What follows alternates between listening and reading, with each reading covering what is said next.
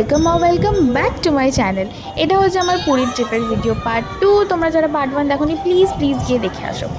এদিন চলে গেছিলাম আমরা মন্দিরের পতাকা পাল্টানো দেখতে, যেটা প্রত্যেক দিন পাল্টানো হয়। তোমরা আশা করি সবাই জানো ভগবানের কি লীলা না। প্রত্যেক দিন কিছু মানুষ এতটা উপরে ওঠে, পতাকা পাল্টে আবার নিচে চলে আসে, কোনো ভয় লাগে না তাদের। আর আমাদের জীবনে কত ভয়, তাই না?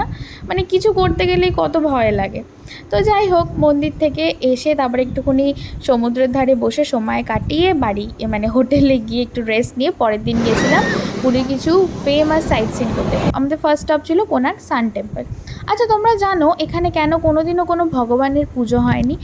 কারণ এখানের যিনি রাজা ছিলেন তিনি 1200 কারিগরকে অ্যাপয়েন্ট করেছিল এটা বানানোর জন্য।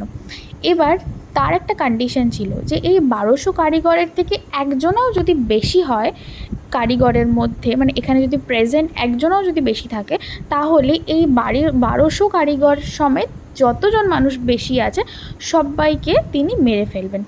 তো একদিন কি হয়েছে, ধর্মাপাদা বলে একজন কারিগর ছিল, তো তার ছেলে তাকে খাবার দিতে গেছিলো। তো হিসেব মতো কী হয়েছে, একজনা বেশি হয়ে গেছে।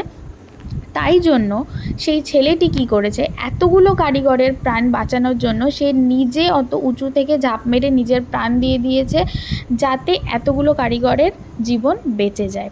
তো সেই জন্যেই আমাদের পুরাণে এই মন্দিরটিকে ইমপিওর বা আনহোলি হিসেবে ধরা হয়, যেটা কোনো ভগবানের পুজোর অযোগ্য। সেই জন্যে এই মন্দিরে কোনোদিন কোনো পুজো হয়নি ভগবানের। তো এদিন আমরা আরও গেছিলাম উদয়গিরি, ধবলগিরি, আর এটা হচ্ছে নন্দনকানন। আমরা নন্দনকাননে সত্যি বলতে ঘুরতেই পারিনি, 1 ঘন্টার মধ্যে ওই কোনো রকমের কমপ্লিট করে চলে এসেছি। বন্ধ হয়ে যাওয়ার টাইম হয়ে গেছিলো আর টিপটিপ বৃষ্টিও পড়ছিল। তো হোটেলে গিয়ে আমরা রীতিমতো খাওয়া দাওয়া করেছি, কিন্তু আমাদের খিদে মেটেনি। 12:30 যেই বেজেছে অমনি খিদে পেয়ে গেছে আবার। তাই জন্য সুইগিতে অর্ডার করেছিলাম এই যে আইসক্রিম আর কাপ নুডলস অর্ডার করে, আবার রাত্রিবেলা ভাই বোন মিলে সবাই খেয়েছিলাম। হ্যাঁ, আমাদের ছোটো বোনটার শরীরটা খারাপ ছিল, অন্য ঘরে ছিল বলে ওকে দিতে পারিনি। তো সরি দুষ্টু, আমি ভিডিওতেই বলে দিচ্ছি। এই দিন এটা ছিল 6 নম্বর দিন বলতে পারো আনঅফিসিয়ালি। এদিন আমাদের বাড়ি ফেরার টিকিট ছিল, 7:30টায় আমাদের ট্রেন ছিল। তো এদিন আমরা সকাল থেকে খুব চান করেছি, প্রায় 4 থেকে 4.5 ঘন্টা, মানে দারুণ চান করেছি।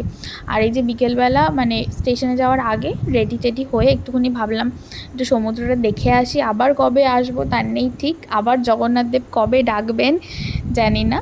তো খুব ভালো লেগেছে পুরীর ট্রিপটাতে, আমার তো খুব মজা হয়েছে। আর আমাদের বাড়ি ফেরার ট্রেন একটুও লেট ছিল না, আমরা ঠিকঠাক বাড়ি পৌঁছে গেছি। আর এই তো, টাটা।